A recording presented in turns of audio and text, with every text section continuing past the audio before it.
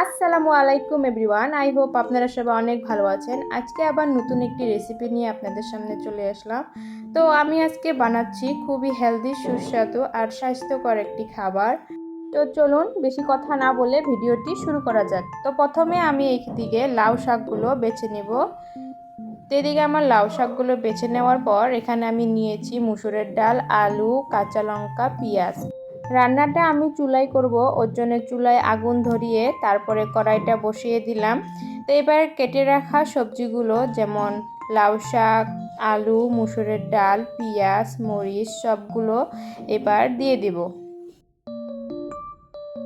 মাছ মাংস আমরা তো রোজই খাই, কিন্তু মাঝে মাঝে যদি এরকম হালকা পাতলা কিছু খাবার হয় তাহলে আমাদের শরীরটাও রিল্যাক্স হয়। তো এবার আমি দিয়ে দিলাম লবণ, তারপরে হলুদের গুঁড়ো, ভালো করে নেড়ে দেব।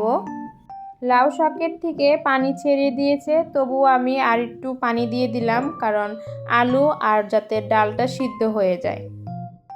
তারপরে ঢাকনা দিয়ে দেব যাতে ভালো করে সিদ্ধ হয়ে যায়।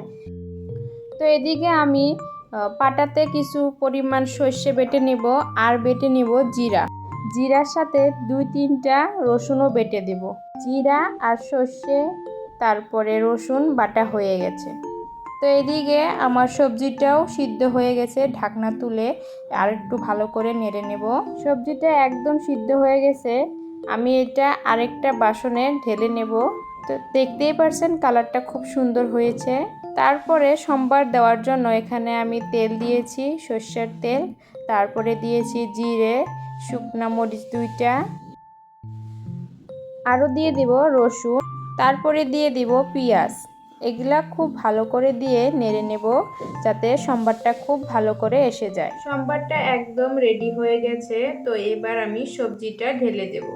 সবজিটা প্রায় হয়ে গেছে, আমি এবার দিয়ে দেব বেটে রাখা সর্ষে, জিরে আর রসুন বাটা।